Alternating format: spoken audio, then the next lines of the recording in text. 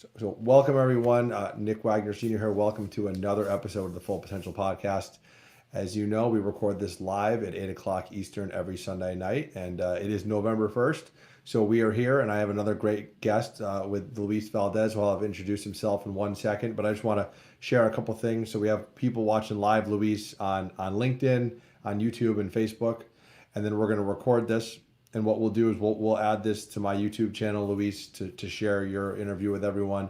And then we'll also put it on the Full Potential Podcast in audio only form. So it'll be on all your favorite podcast platforms with Apple and Google and Spotify, etc. And I want to just highlight one thing is, and I think we were talking about this before we went live today.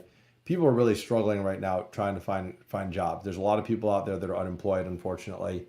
And I know you do a lot to give back to your community, and I try to do a lot as well. And my hope is that we have some people that watch watch or listen to this interview with you, and are inspired by your career journey to maybe do something differently, to maybe either find a new opportunity for themselves or maybe find an opportunity if they're currently unemployed. So, with that said, I want to welcome Luis Valdez to the Full Potential Podcast. So, Luis, thank you for making time. Thanks so much, Nick. I'm very excited to be here. I'm a big fan of the show, and I honestly hope that I can provide some useful content for anyone who's listening to this, because I learned everything that I'm about to say through life and through the guidance of others. So I can't say all of these are my ideas or that I originally came up with this, but I appreciate it when others share it with me, and I hope that you can get something out of this. No, absolutely. And I think people will absolutely gain a lot out of this. And it's funny because people always ask where I find my guests, and Luis and I actually met on LinkedIn, through like other connections that we both had in common. And people always ask me, do you, when you meet people on LinkedIn, what is that like, right? Like, does that really happen? I would say absolutely. And I think Luis is a perfect example of that. I have him on the show tonight. He's actually also wrote an awesome story for my book that's going to be released in 2021 about his journey. So I'm thrilled to have you on, Luis. And I always start with this question: if someone meets you for a first time, whether it's at a networking event or at work, etc., and they ask you, like who is Luis, right? Like, who is Luis and what do you do? How do you explain that? That's a great question. So a lot of people, it's very easy to describe them by putting them into a box. I have never been that kind of person. I've always felt that I am multifaceted. I have multiple interests, multiple talents. I have a legal background, but I really prefer to work more in a corporate business context. I don't do the law firm kind of thing. That's never been the kind of work that I really like to do. So whenever I meet people, I want them to walk away knowing that I am someone who can think inside, but also outside the box. That I can look at a problem from different perspectives, from a business perspective, from a legal perspective, from someone with a background in aviation and tech industries, and from a very different perspective in life. And so I bring multiple views, multiple perspectives. Maybe it's the fact that I grew up moving around, that I've lived in several places, I've gotten different types of degrees, I've worked in different industries, and so I really appreciate the life experiences that God has given me throughout the years. Some were hard, some were easy, some I learned quite a bit either through accomplishment or through failure, but I bring all those experiences and I try to internalize them all into one central platform, and I try to bring that background of knowledge I have to any problem. So if anyone meets me, I want them to know that I am not someone you can just put into a box, but I'm a multifaceted person that can approach a problem in many different ways. It's interesting, Luis, because you mentioned you're an attorney, and I think a lot of people, when they hear an individual as an attorney, they immediately get a vision in their head of what that person is, right, or what that person does for work, or how that person might look or act. And I appreciate that perspective, because I think, and as we kind of go through your journey, I think people will realize what you just said is absolutely true. And we'll dive into your education as well, because I want to go back in time, and I want to ask you, when you were little Luis, was the dream always to be an attorney? And was the dream to have, what do you have, three? I think you have 3 degrees. Was the dream to have 3 Right. degrees? Like, what did you want to be when you were growing up as a kid? Well, my first dream growing up as a kid was to be a professional soccer player. I'm a big soccer fan. My grandfather played for the Venezuela national soccer team. So and I was actually named after him too. So I mean, we were a big soccer family. So that was my first dream.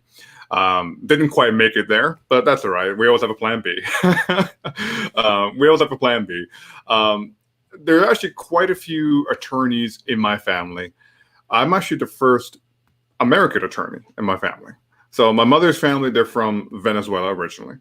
And a few of my uncles have become attorneys. Now, the difference between legal education in most countries and in the US is that in most countries, a law degree is like an undergraduate major. While here in the US, you have to go to an additional 3 years of education. That's why for an American law degree, it's actually a doctor of law degree. So technically, I'm a doctor of law. So that's something that it's a bit more complicated to do in the US compared to other countries. So I didn't realize that until later because I thought, oh, well, my uncle has one degree and he's a lawyer. Well, it's a little bit different here. So I had to learn how to adjust and find my way around. And that's interesting. And so you mentioned you have multiple family members that are attorneys. Did you talk to them as a kid growing up and learn about what they did? Were you interested in that? Is that why you eventually went down this path, or Yeah. were you the opposite, where you were like, I don't know if I really want to do that, and eventually you kind of went there? No, they very much inspired me. They did a lot of international business transactions, so they travel the world, and I love to travel. And that was something that I just thought, man, it'll be really cool if I can have a job where I get paid to travel. So that was one of the things that really inspired me. My father also worked in the aviation industry for many years. He's not an attorney, but when he worked for an airline, I remember being able to travel quite often. And that was really a very formative part of my upbringing and my education, was just being exposed to different cultures, exposed to different places in history, and I really appreciated that. And that was something that. And then later on in life, when I went to law school, I did various international business activities. Then I worked for, now they're called Raytheon Technologies, including Pratt & Whitney, where I got to travel a bit. And even though I'm not traveling right now, as most people are not, that's something I still would love to do in the future. And so travel, being able to get that exposure, doing that kind of deal making, that's always what I've been interested in. And you mentioned earlier, a lot of people have a vision of lawyers. They tend to think of like law and order. They tend to think of like the prosecutors and the defense. I think people think of attorneys and they think that you're in a courtroom defending someone or prosecuting someone. That's just like the common thing that people think of when they think of an attorney. I've never been, honestly, that's not my thing. I've never wanted to do that. I've never wanted to be like a legal gladiator in a courtroom. I like the deal making. I like actually thinking, okay, is this not just legal, but it's a good business? I like the deal making element. I like the negotiation and deal making, the relationship handling. I try to make sure those problems never happen. I try to make sure we never go to court. So no, I think it's a great point. So I guess my question for you, my next question is, if you wanted to be an attorney growing up, was it always just expected of you to go to college? You mentioned that you mentioned that your mom and dad have different backgrounds, but you grew up in the U.S. Did your parents expect you to go to college when you were done with high school? Yeah, there was definitely that expectation. I think it was especially expected of me because I am the oldest grandchild on both sides of my family. So in a lot of ways, I was the model example. I had to be the inspiration for everybody else. And I was the oldest grandchild on both sides of my family, and I was put in a position of you got to be a good role model for everybody else coming after you. And I took that to heart. And so I was fortunate. I got some scholarships that really helped me afford college. I also went to typically in-state universities as well. That really helped me. I did come out with some student loan debt, but I think a very manageable amount. But that was definitely an expectation imposed on me. But at the same time, I very much love to study. I very much love school. And so for me, I didn't feel like it was an undue burden. It was expected of me, but also something I wanted to do, honestly. Yeah, no, I think that's a great point. And what I've found is, as I've done these discussions over the past 2.5 years with people about their careers, everyone's just so unique. There's no two people have the same career, but the decision on whether to pursue higher education is heavily influenced by the parents, right? The parents and the family. And what I've seen is a lot of people. It's like they were like, yeah, my parents were like, you're going to college, right? And then other people I interviewed are like, their parents never went, so they didn't force it upon them, right? So it really kind of depends on the family situation. So I'm glad you shared that.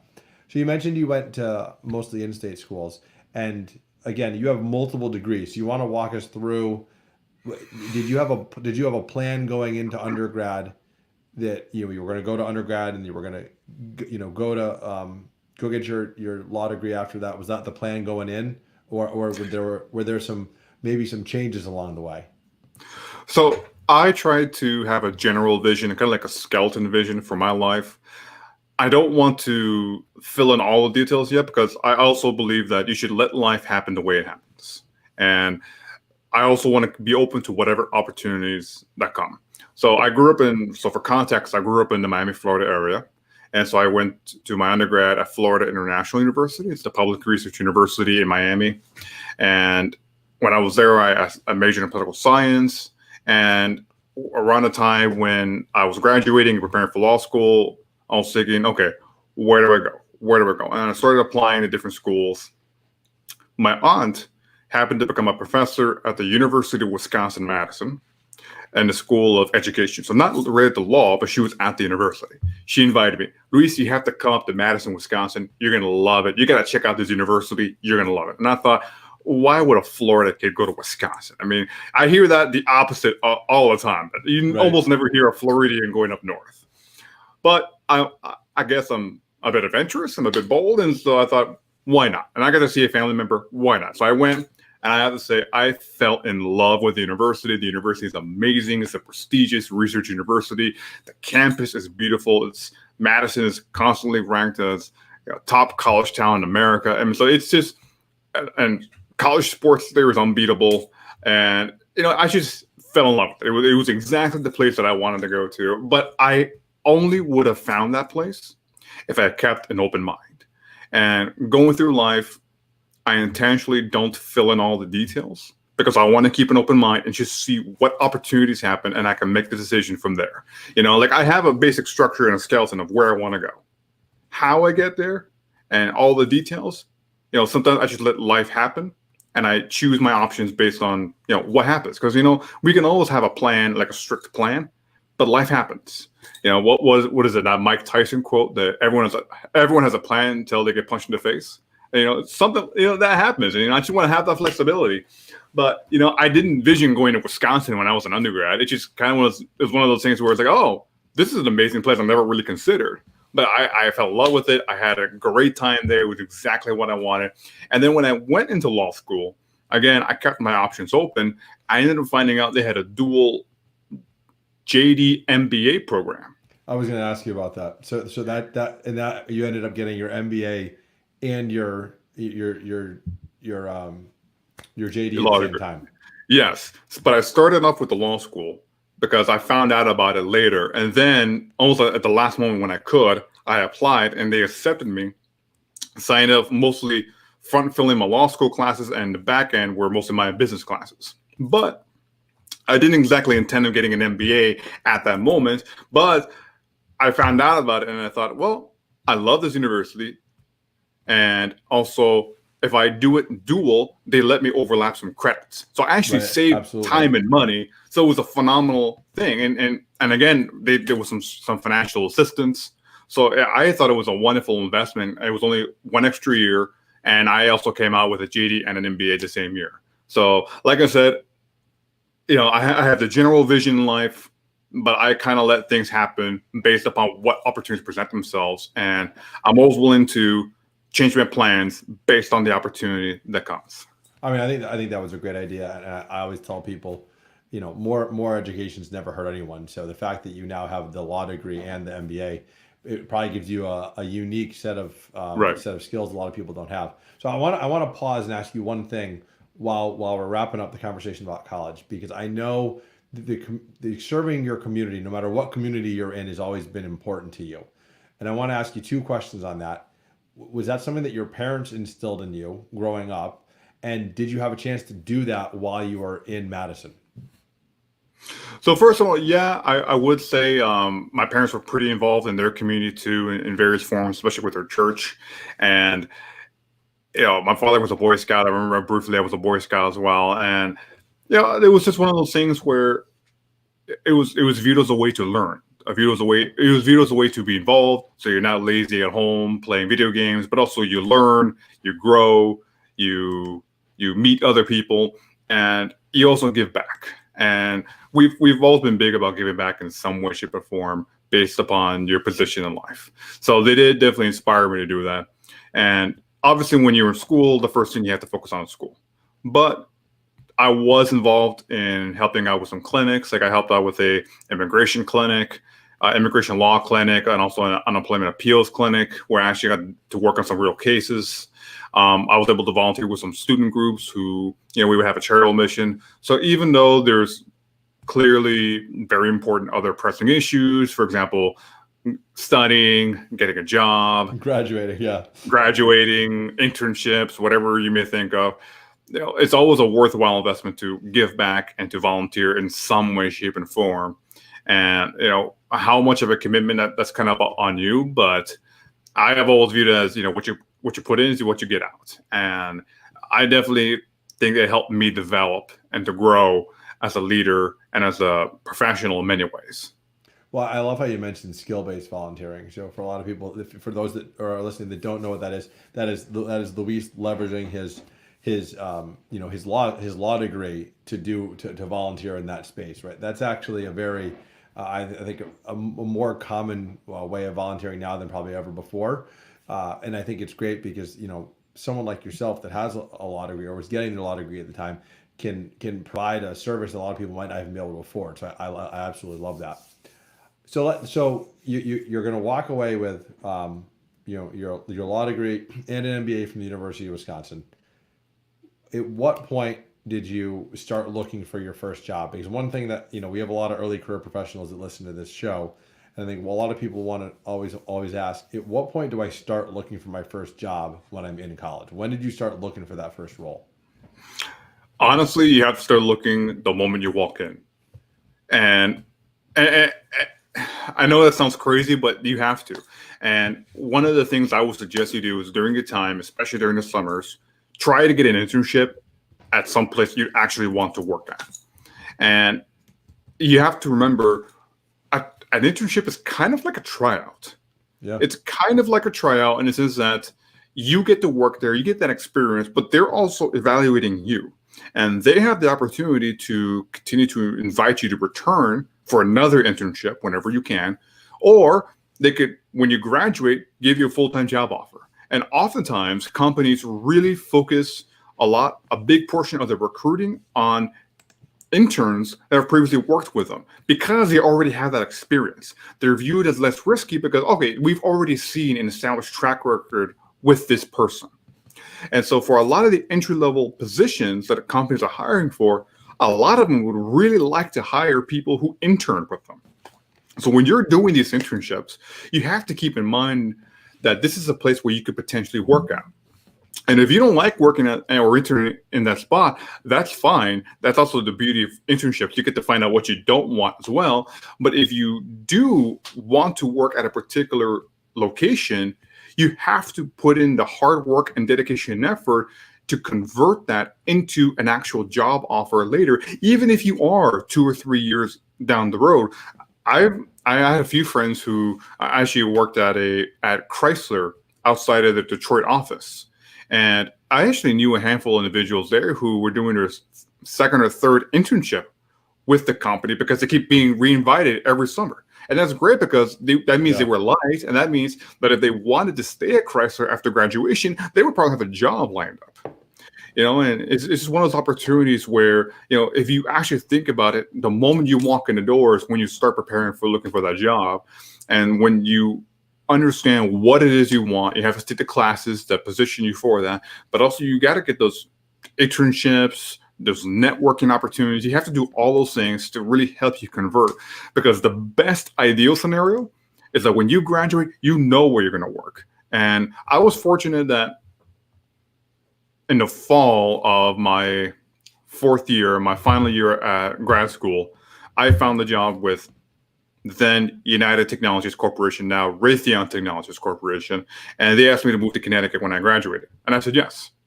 And I had no intention whatsoever of moving to Connecticut when I first went to grad school in Wisconsin. But like I said, I always kept my options open. I knew the kind of job I wanted, but I wanted to see the opportunities life presented itself. And I honestly had never even been to the state of Connecticut or even any state in New England until I had actually gotten that job offer.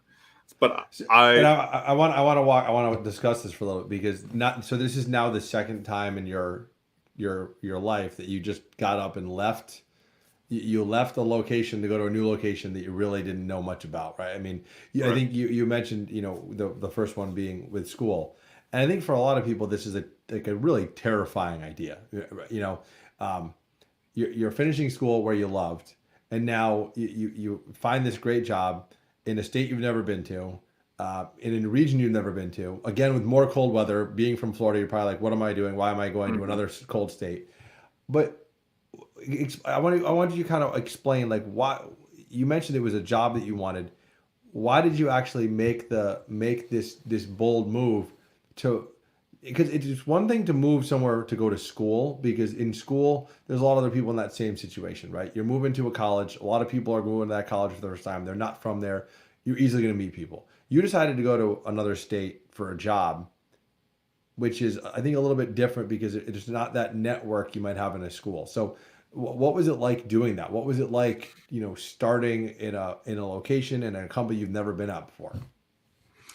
Honestly, it was a bit intimidating. I have to be honest and say, there were times where I thought, is this really the right decision to make? But I knew the kind of job I wanted, and this was the best opportunity that I found, and it was a really opportunity that I wanted. So I decided, you know what, I'm going to go for it, because what's the worst case scenario? Worst case scenario, I don't like it. It's not like I have a contract to live there. I thought, well, worst case scenario, I can work here for maybe a year or two, and then work as hard as I can to go somewhere else. Right. So what I would always tell people is, if you're intimidated by moving to a new location, remember, you don't have to stay there forever. Many people bounce around all over this country every few years. And whether you don't like the company, or you don't like the location, many companies now have either fully remote positions or they have multiple offices. But I mean, just remember that. Just one thing. And two, I do like the idea of moving to new places, because you should get that exposure to different cultures, different regions, different mindsets. And I've always learned wherever I go. And so when I finally got to Connecticut, I just thought, okay, I don't know anyone here. I just really need to throw myself out there. I just Right. I joined as many groups as I could, networking, walking into events, literally meeting everybody for the first time. And I just put myself out there. I'm extroverted, so for me, I'm a bit more comfortable with that. But even if you're introverted, you have to be willing to at least put yourself out there in a manner that you're comfortable with, because, like moving to Connecticut, for example. Connecticut is a state that a lot of people complain about. Oh, there's nothing like New York or Boston here. Fine, but there's plenty of other things if you're willing to look for. If you're willing to give the state a chance, if you're willing to actually invest yourself and looking for the opportunity, the people, the things to do, you will actually find that Connecticut is not a bad place to be in, even in the brutal winters. I spent 5 amazing years in Connecticut. I really enjoyed the state. And, I think that it was mostly personal factors that I decided to recently move down to Florida, so that I can be closer to my family. But Connecticut's a great state. And I'm pretty sure if you're willing to really put yourself out there, volunteering was really the way that I really made my network and got to know the area. But if you're willing to put yourself out there, if you're willing to volunteer, you're willing to network, you're willing to just give any place a chance, with the idea of worst case scenario, you leave in a year or two, then you shouldn't pass up those phenomenal opportunities that you may not get again for your career. Yeah, no, I think that's great advice, and we'll get to your recent move home as well. But I want to talk about the volunteering piece, and then I want to talk a little about what you actually did in your first job, because you mentioned how you volunteered and you just went to networking events and all these different things. What were some of the organizations that you got to volunteer with that maybe are either national organizations or even something local within New England or Connecticut that really made a difference in your ability to meet people and give back at the same time? So I always try to look for organizations that would let me network with people from different diverse backgrounds. So for example, if you move to the general Hartford area, there's a group called HYPE, which is the Hartford Young Professionals and Entrepreneurs. And correct me if I got that acronym wrong. But the point of HYPE, though, is it's an organization. It's part of the Metro Hartford Alliance, and they have young professionals from whole different backgrounds. For example, aviation, insurance, tech, healthcare, virtually every industry represented in the Hartford area. And you just go, you network, you volunteer, you give back. And so HYPE was really where I got started. And so luckily the company I worked for was a member of HYPE, so I had free membership. So I thought, what's there to lose? So I went, started going, started volunteering, started meeting people. And then when you meet those people, that's when they start telling you, oh, check out that group, or check out this group, or check out that group, or check out this group. And so if you're at a new place, I would definitely suggest looking for those organizations that really help you try to meet people from different backgrounds, not just within a single niche. And from there, especially if it's a group like HYPE, which is tied to like a Chamber of Commerce organization, where there could be different organizations and different backgrounds associated with it, that's a great place to start. You can also look for national organizations. So before I moved to Connecticut, I was a member of Prospanica, which is the Association of Hispanic Professionals. Prospanica is an association that's focused on helping the Hispanic community.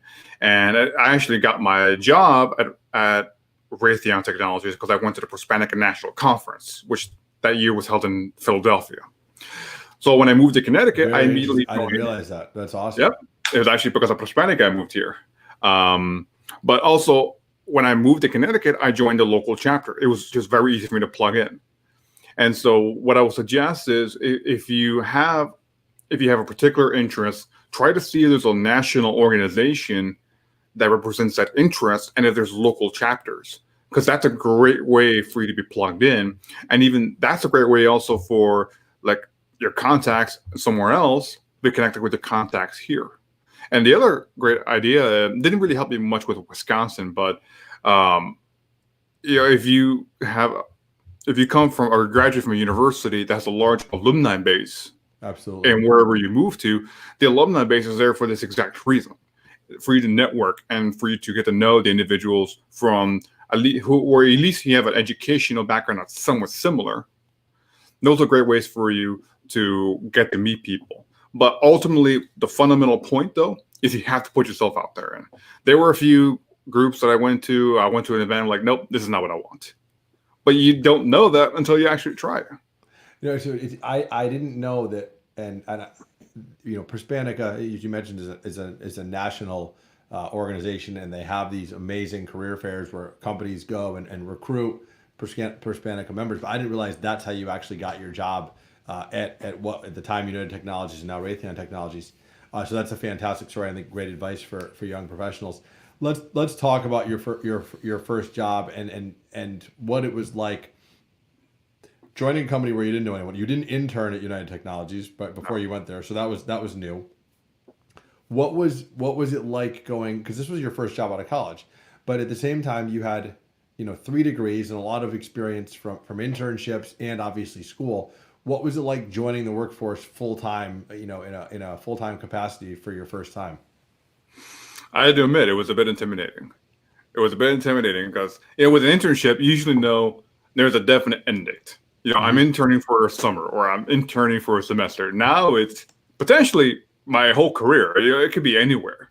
It could be any time. It could be any point. So it was a bit intimidating. Walking into any new place where you don't know anybody is intimidating. But you just have to network. The same thing in the office and out of the office. You have to network and you have to work hard, but half the battle is who you know and who knows you. So a lot of companies have groups like employee resource groups where they're either formal or informal groups of employees that you can join. And at least that's an initial network you can start with. Like when I joined UTC, there was always a young professionals group. There was a Hispanic group. There was an African American group. There was, so many other interest groups that were represents part of the ERGs. And so if your company has that, I mean, take advantage of it. Now, smaller companies don't tend to have those kind of resources, but that's where groups like Hype come involved. You can still find those groups outside of work, and even in work. At the very least, okay, you have good relationships with your colleagues, and they may know where to go. But honestly, yeah, it's a bit intimidating walking into an office. You don't know anybody. Yeah, I felt confident and strong. Yes, I have 3 degrees. I know I can do this, but it's still just an intimidation factor. It's always there, and once you get the jitters out of you, you're able to fly smoothly. So, and I think that's great advice. The networking within the company, right, inside and outside the company, networking, leveraging the employee resource groups. That's fantastic advice. As an HR professional, I love to hear you say that. Well, I want to talk about mentorship though, because for the type of role that you were in, right? I mean, you mentioned you're an attorney, you have an MBA, but you obviously don't know the aerospace industry. You don't know how Collins Aerospace, where you're working, where you started, did things. So was there someone that you looked to as a mentor? Was it your manager? Like, what, any advice for people joining their first job to kind of get acclimated to that culture? Yeah, mentorship is definitely one of the best things you can do.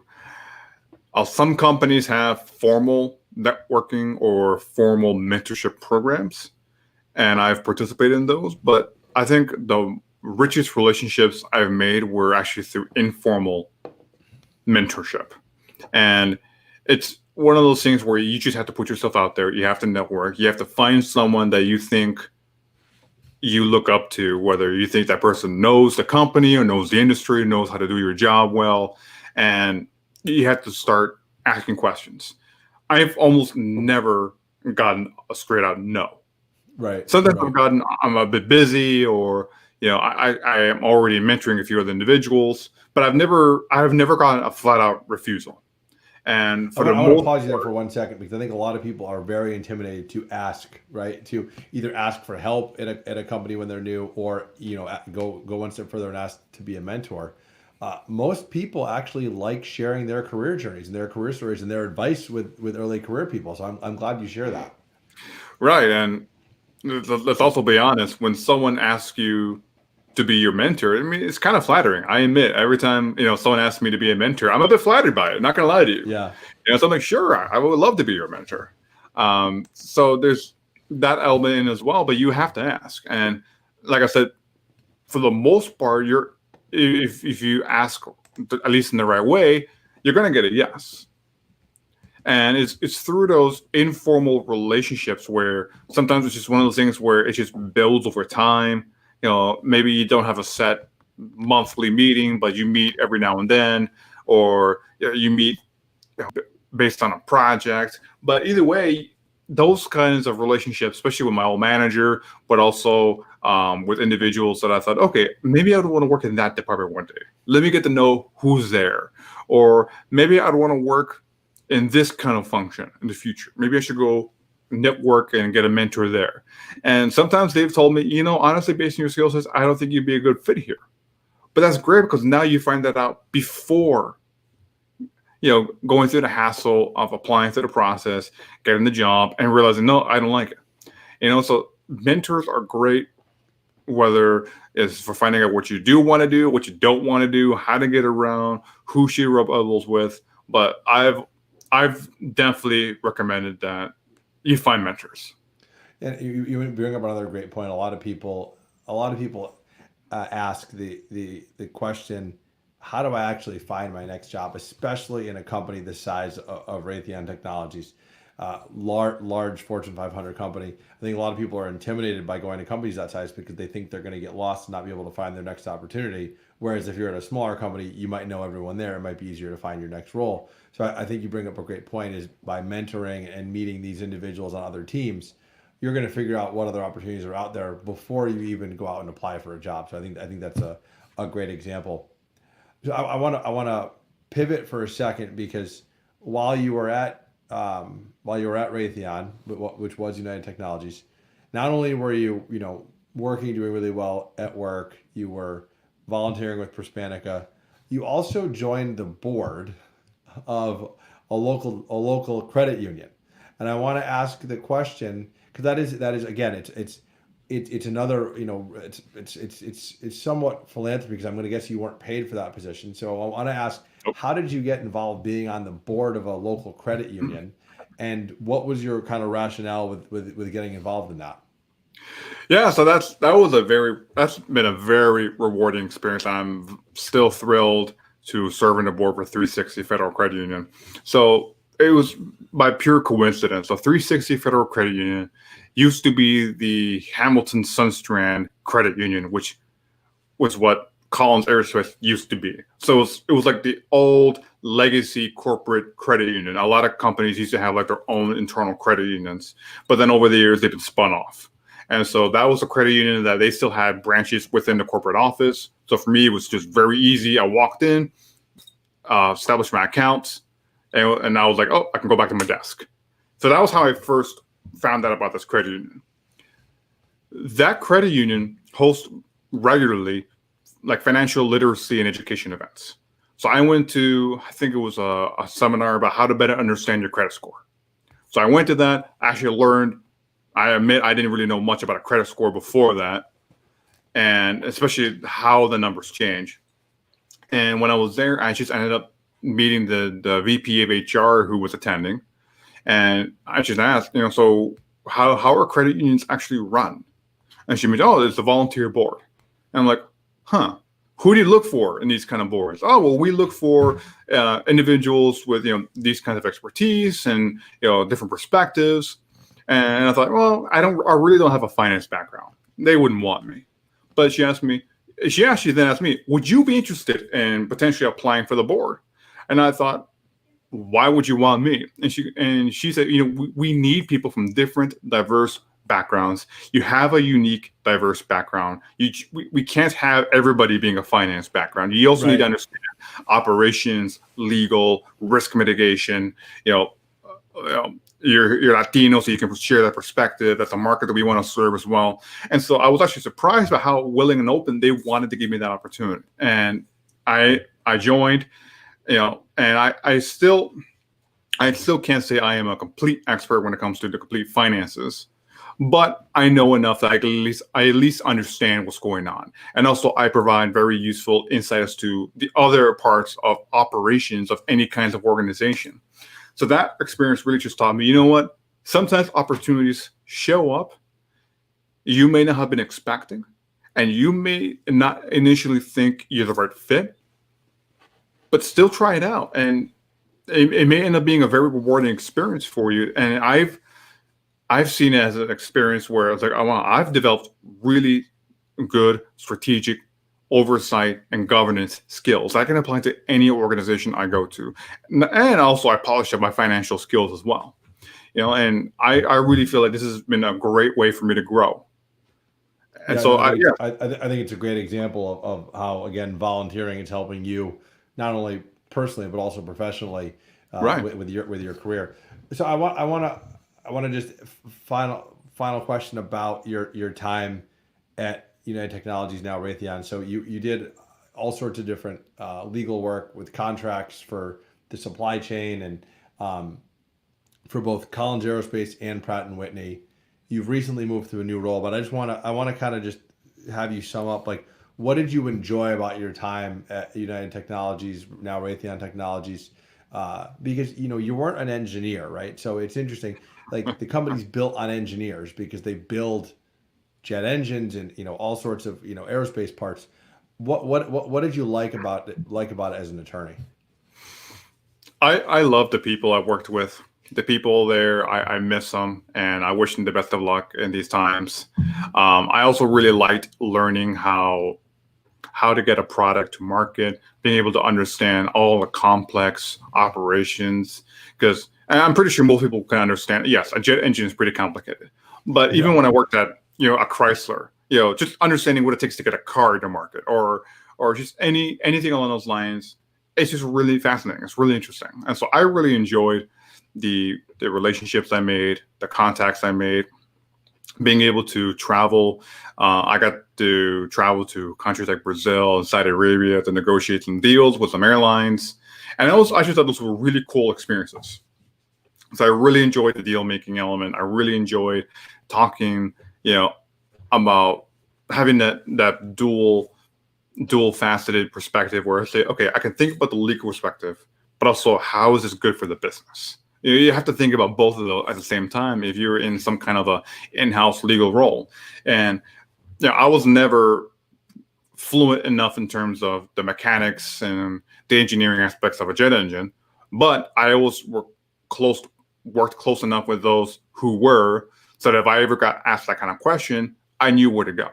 And so they knew where to find me for any kind of legal compliance contracts help. And also I knew where to find them regarding any kind of technical help. And just having that diverse set of teams where you can lean on each other, where you understand and trust in each other. I'm not an expert in this, but you are, and thus I'm relying on you. So I do miss that. No, that's well said. So tell us about your recent two recent very large moves. You left Raytheon Technologies to go to Open Exchange. I want to hear about why you left and what you're doing at Open Exchange now. And at the same time, within the matter of 3 months, you also moved back home to Miami, as you mentioned earlier, to be closer to family. So walk us through how did you decide to make these big life choices, changing careers and moving home at the same time? General life advice is try not to have very many life-changing events so soon. And I apparently never listened to that because there's been a few times in my life where like a few big changes happen at the same time.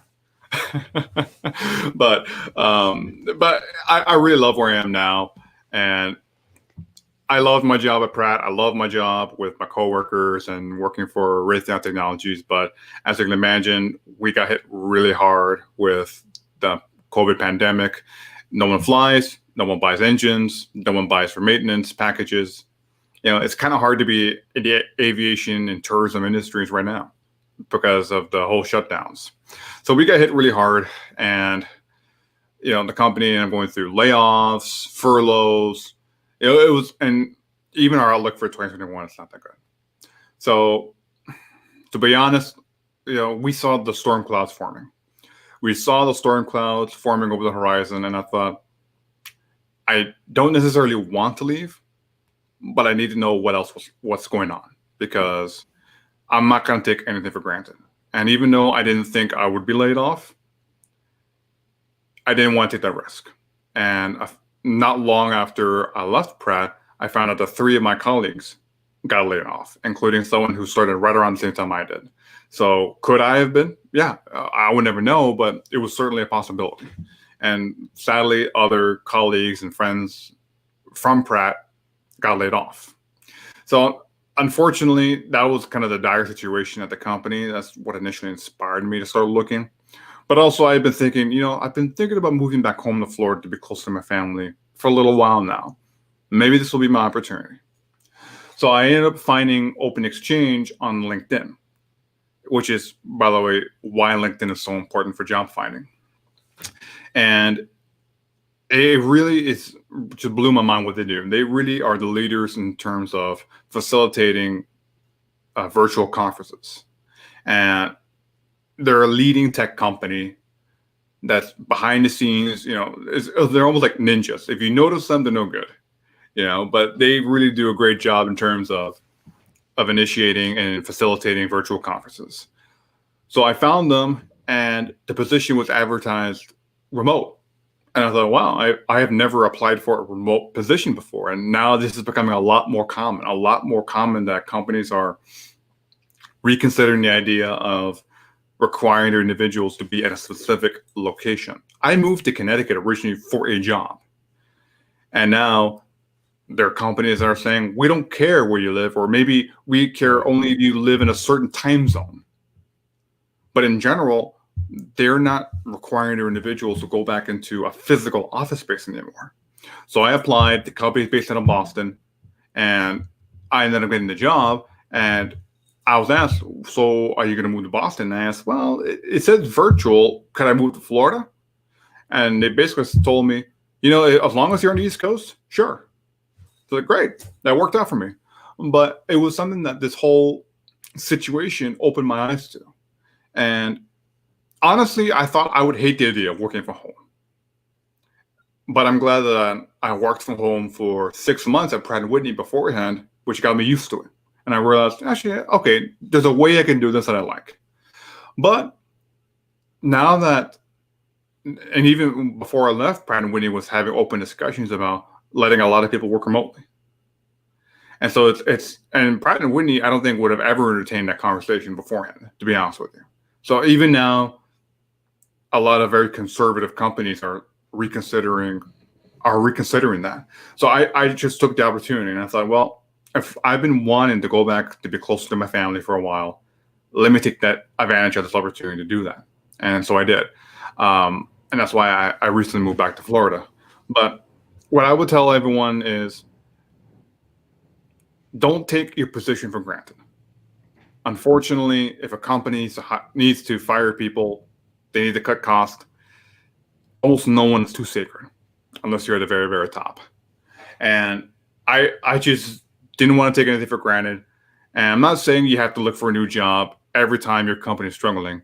But what I will say is you should always have your resume ready, your LinkedIn profile ready. You should always be prepared to make a move if you have to, and just be open as to what else is out there. Because who knows, maybe even if your company is not going through a hard time, you may find something that you might like even better. So like I said, I've always kept an open mind for anything that approaches my life and my career.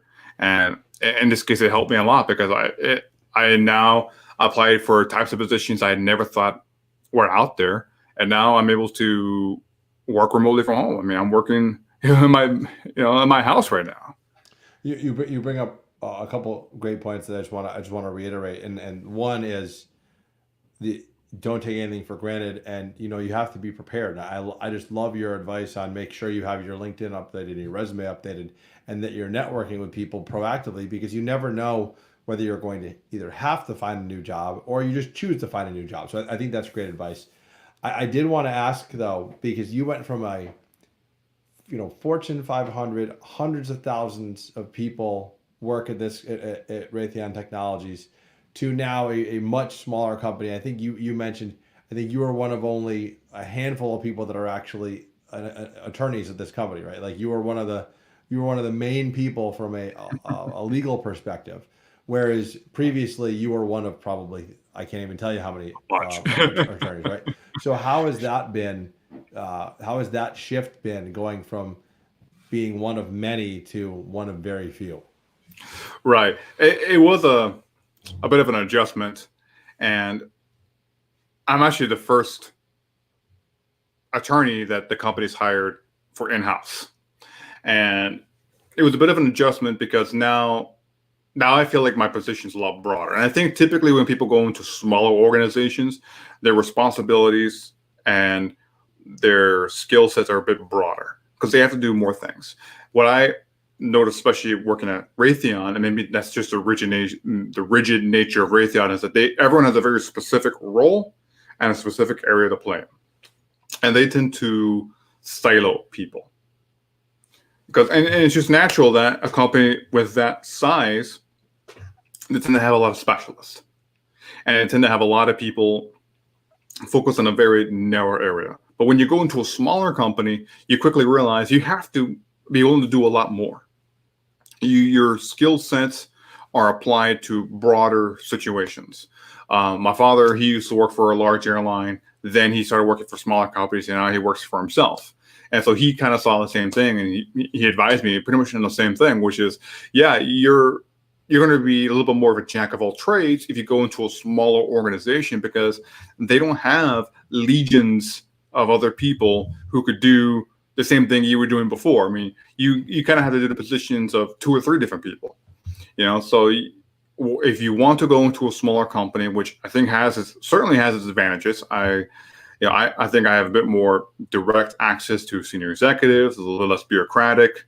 And also I like the idea of being entrusted with more, being a little bit more broader in terms of all the things that I'm doing, being able to be more hands-on in terms of business, transactions, legal issues.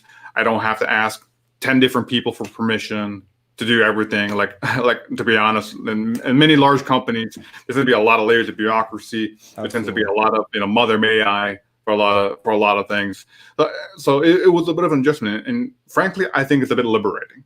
I definitely feel less constrained, but at the same time, sometimes larger companies have more resources, and so you may not have access to all the tools that you need in order to get your job done, which may be a little bit of work. So there's trade-offs. And I'm glad I started off with a bit of a big company corporate background, especially right after school, because that was a great way to learn, to be structured, and it was a great way to I'll get a lot of those good skill sets that you can then apply to a smaller context. At least it worked out for me that way. But I would definitely recommend that everyone have that experience, whether they go from small to big or big to small at some point in their career.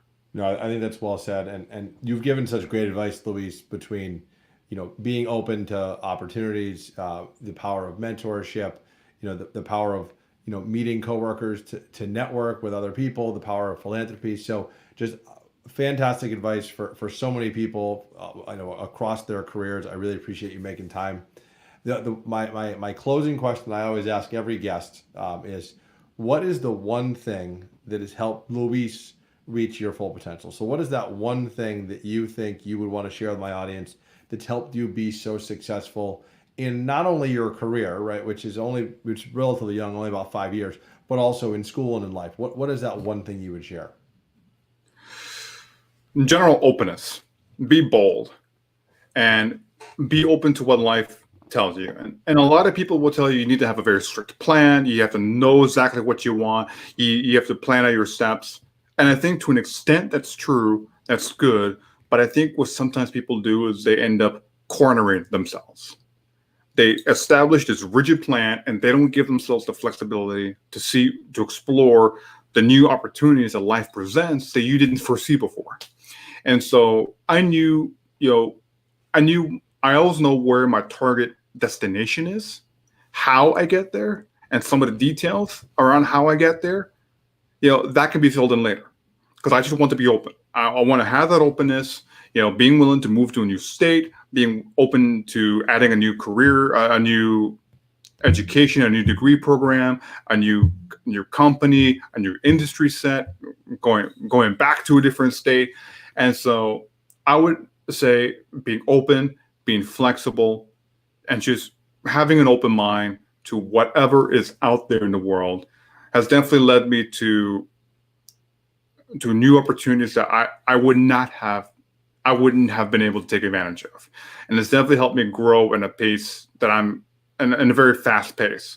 Like I said, if some people end up cornering themselves with how strict and rigid your plans are, it's good to have a general plan, but people also need to understand, life doesn't play by the rules. Life doesn't play by your plan, and you have to be willing to change things up based upon how life happens. And, life is always going to throw a curveball on you, and you have to learn how to adjust to that. I think that was well said. And I think with everything going on in 2020, I think Right. you couldn't have said a more true statement to close this out. So, what we'll do, Luis, is we'll make sure that in the show description, we link to your LinkedIn profile if anyone wants to get in touch with you. If anyone wants to learn more about your career or maybe has some specific questions for you, I know you're more than happy to answer those. But I just want to say thank you so much. I mean, the absolutely fantastic advice you shared with my audience tonight. And again, we're going to have this up on YouTube for anyone that wants to watch it. And then we're also going to share on the Full Potential podcast on all major podcast platforms. So, Luis, this has been so much fun. I know we could probably go for hours, but I am not Joe Rogan, so I usually don't go for longer than an hour. But I appreciate you making time, and I wish you the best at your new job. I wish you the best moving back home and being in Miami with your family. And thanks for making time. Nick, thanks so much. I really enjoyed this. You made it very fun. And, I need to go back and listen to some more of your episodes, because some of those episodes, like, I've watched a couple times, and every time I watch it, I'm like, yes, okay, I got something new this time. So maybe I need to go watch it again, and I really am a big fan of the show, and I'm honored to be here. So thank you so much for I appreciate it. All right, sir. Stay safe. Be well. We'll talk soon. Thank you so much.